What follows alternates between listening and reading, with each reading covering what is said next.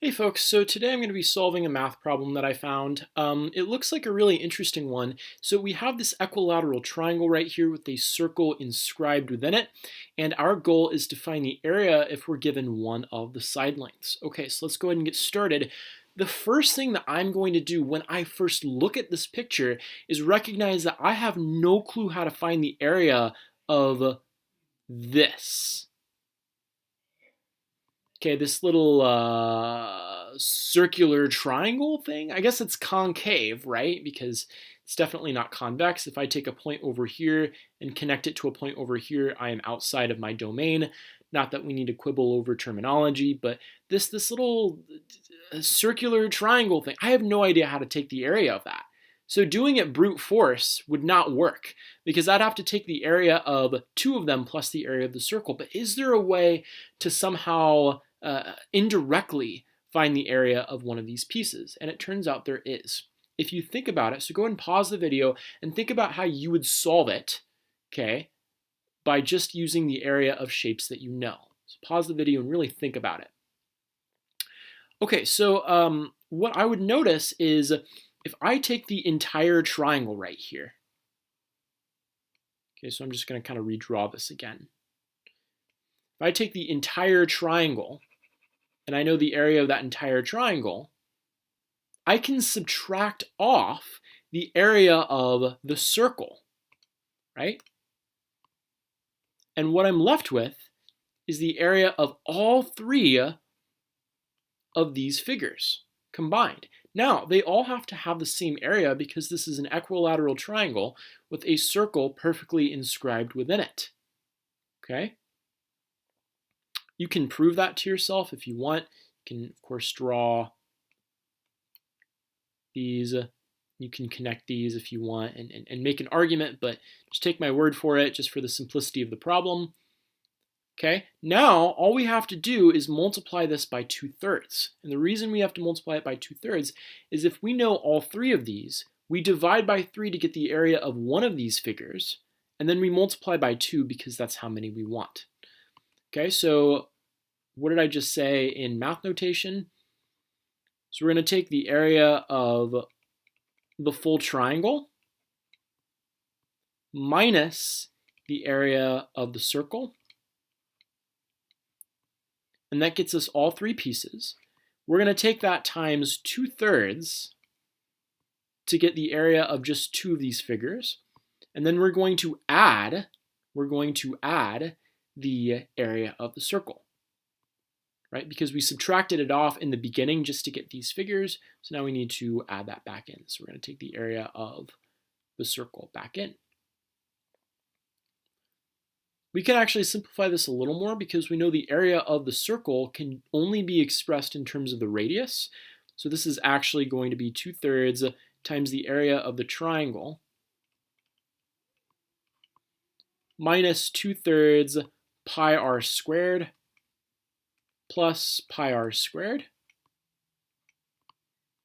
which is 2/3 the area of our triangle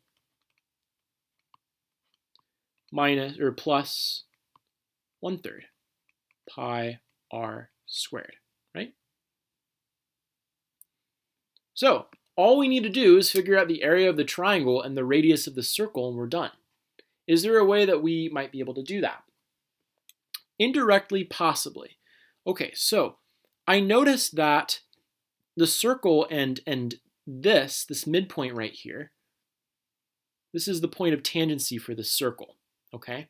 So if I draw any line that goes through the center, it's going to be perpendicular. Okay, so let me go ahead and do that.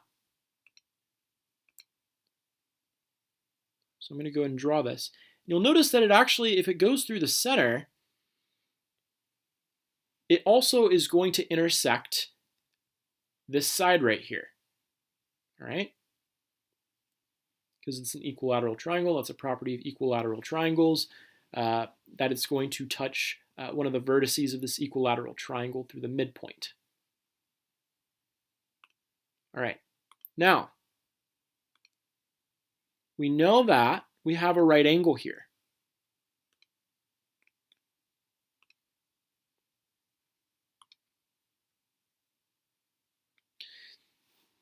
So we've just constructed a right triangle, mainly this one, which I'm going to draw below. That's a really poor right triangle, but just take my word for it. Okay, so this is half of the total side, which is going to be 3. We know this is 6 because all the sides are congruent. And then we want to find the hypotenuse. Well, I'm going to express the hypotenuse as the sum of the diameter, which is really 2r. Okay, so this part is 2r. And I have this little piece right here, which, although I don't know what it is directly, I'm going to call it x. Okay, so apologies, that was really hard to see. So I'm going to call this 2r. Call that 2r. And we're going to call this x, which makes this side length 2r plus x. And we want to solve that right triangle, basically. Well, by the Pythagorean theorem, we know that 6 is the hypotenuse, because it's opposite to the right angle. So that means that 3 squared plus 2r plus x squared equals 6 squared. We get 4r squared plus double the products, that's 4rx plus x squared equals 36. Okay, so I could subtract 9 from both sides. I would get 4r squared plus 4rx plus x squared equals 27. So it looks like I can't do anything more with that. So this is just kind of where we're at right now. So we get a bunch of junk. But it turns out that we need another equation in terms of r and x to make this kind of meaningful. Okay, so we are actually going to construct another right triangle from this picture. So the other right triangle we're going to construct, we're actually going to take a side like this, and we're going to do the exact same thing. This is going to be a point of tangency, and we are going to draw yet another line that's going to go through the center here,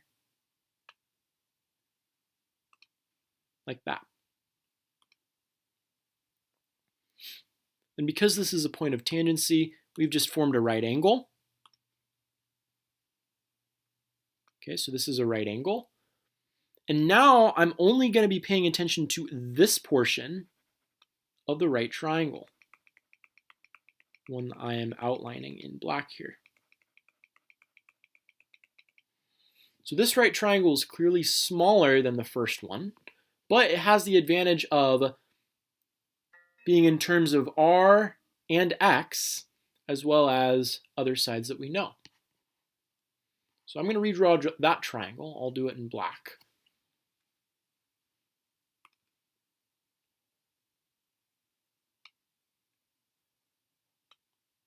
Okay, so that's a right angle, if you couldn't tell. Okay, so first side is just the radius of the circle here. The hypotenuse is r plus x. And this side length is just half of one of the sides of the equilateral triangle, which is 3.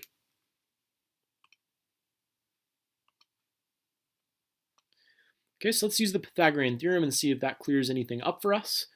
So we have r squared plus 3 squared equals r plus x squared. So there might be more eloquent ways of combining this, but I'm just going to go and do it. So we're going to have r squared plus 9 equals, if you FOIL that out, r squared plus 2rx plus x squared. Okay, that's a great thing, isn't it?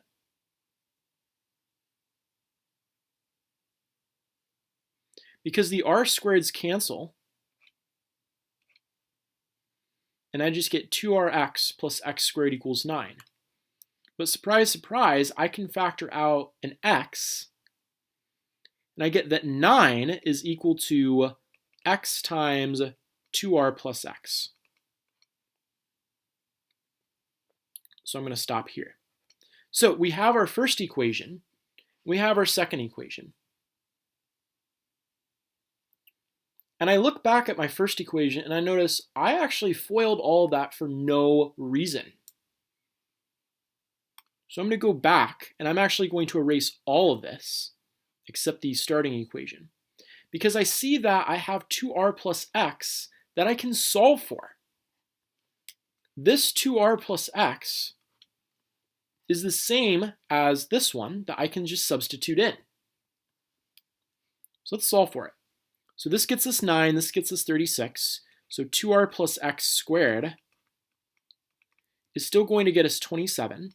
But then if you take the square root of both sides, you get 2r plus x equals plus and minus the square root of 27, which is the same as plus and minus the square root of 9 times 3, which means we can pull a 3 out.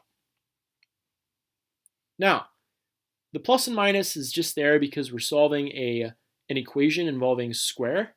So when you take the square root of both sides, you always have to put plus and minus. But thinking about it logically, the radius and x are always positive because they're distances. So 2 times the radius plus x is positive. So you can never get a negative number. Okay, so really there's just a positive answer. Okay, but then this is the value of 2r plus x. So I'm just going to substitute that in all the way over here. So now this becomes 9 equals x, just a single variable, times 3 times the square root of 3.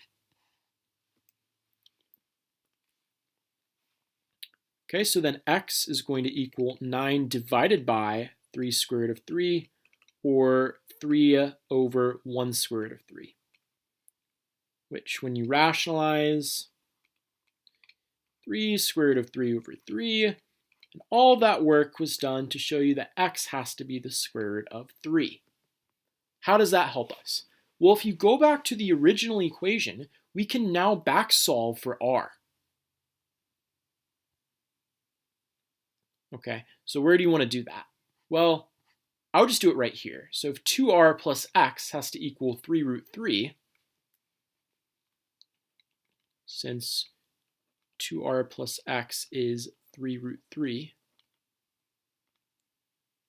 and we know the value of x, that means that 2r plus that value of x is 3 root 3, which means 2r has to equal, subtracting 1 square root of 3 from both sides, we get 2 square roots of 3, which means that r is also the square root of 3. A little boring, but okay, that's cool. So we have the radius, and we have the value of x. Now we're basically done, right? We just have to find the area of this equilateral triangle. And if I haven't complicated this picture enough, let me try to erase some of the crazy that went on. Though it's never going to be enough. All right, let's just pretend that's enough erasing. And now let's see if we can find the area of this equilateral triangle. So it's 1/2 base times height. But the height is given from the Pythagorean theorem again. So we're going to have a right angle. This is going to be side length of 3. This is going to be a side length of 6. Right? So if you draw a simpler picture,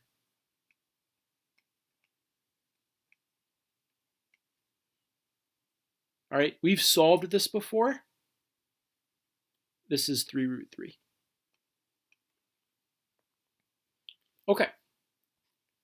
So the height of that triangle is 3 root 3. So we're going to use our little equation over here and just start plugging stuff in. So we're going to plug into that equation. So the total area is 2/3 times the area of our triangle, which is 1/2 base times height, Well, the base of the triangle is, call it 6, and the height is 3 root 3.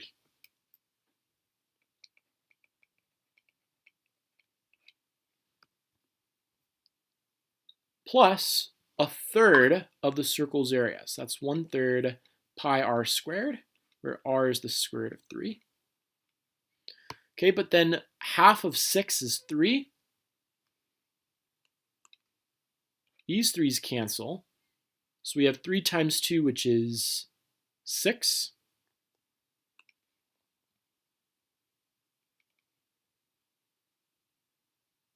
So this is going to be 6 square roots of 3. Plus square root of 3 squared is 3, which cancels with the 1/3.